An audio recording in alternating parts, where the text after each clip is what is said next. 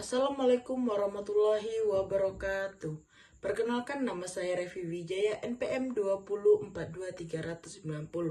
Di sini saya akan memaparkan materi yang berjudul komponen ekosistem. Yang pertama yaitu pengertian ekosistem.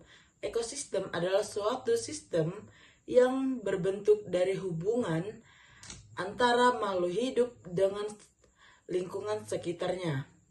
Hubungan ini bersifat timbal balik.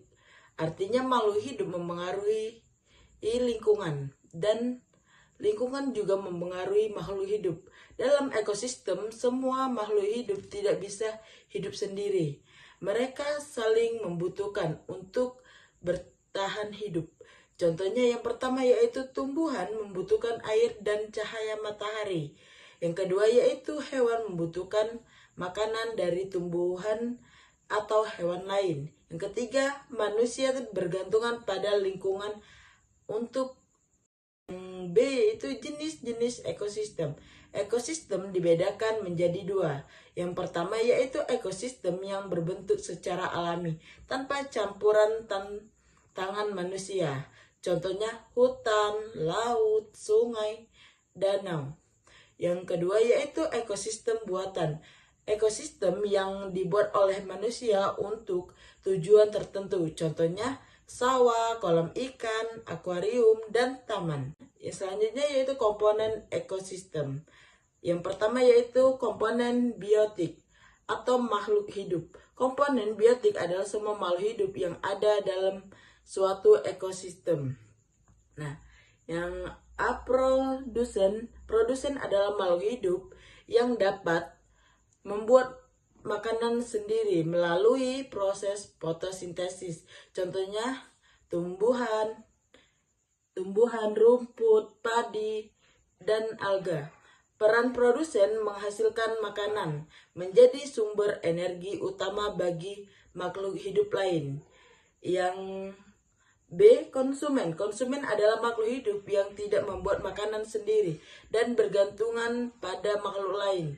Contoh hewan dan manusia. Konsumen dibagi menjadi 3, yaitu herbivora, pemakan tumbuhan.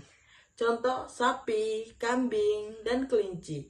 Nah, yang kedua yaitu karnivora, pemakan daging. Yang contohnya yaitu harimau, singa, dan elang.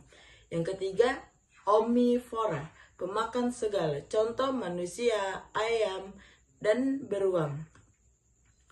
Nah, yang selanjutnya itu C, mengurangi dekomposer.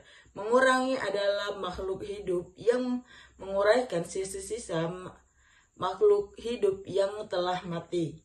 Contoh jamur dan bakteri. Peran mengurai mengubah sisa makhluk hidup menjadi zat haram, menyuburkan tanah, menjaga keseimbangan ekosistem.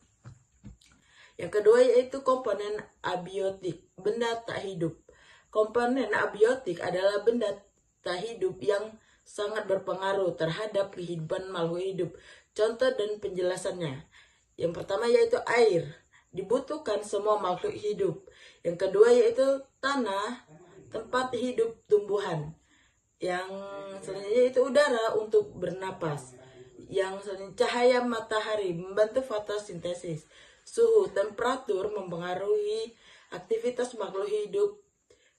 Yang terakhir yaitu kelembapan mempengaruhi pertumbuhan makhluk hidup. D, hubungan antara komponen ekosistem. Semua komponen dalam ekosistem saling berhubungan dan membentuk suatu keseimbangan.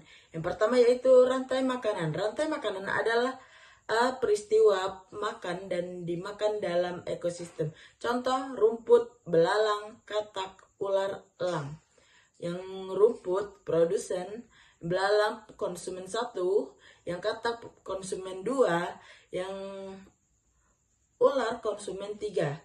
Yang terakhir yaitu elang konsumen puncak. Kedua yaitu jaring-jaring makanan. Jaring-jaring makanan adalah kumpulan beberapa rantai makanan yang saling berhubungan. Contoh seekor ayam bisa makan padi dan serangga. Serangga bisa dimakan katak atau burung. Yang ketiga yaitu seimbang ekosistem. Ekosistem harus dalam keadaan seimbang agar semua makhluk hidup dapat hidup dengan baik.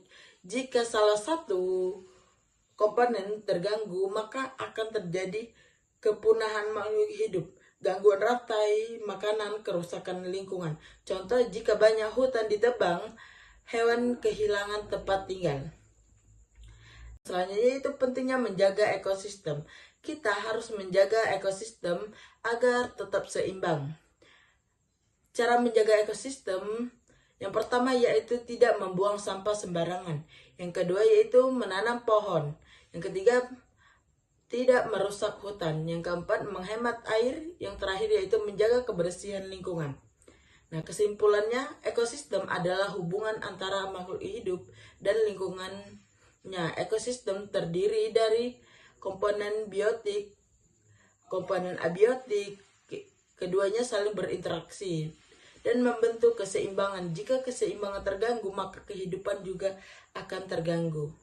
Baik, saya ucapkan terima kasih. Wassalamualaikum warahmatullahi wabarakatuh.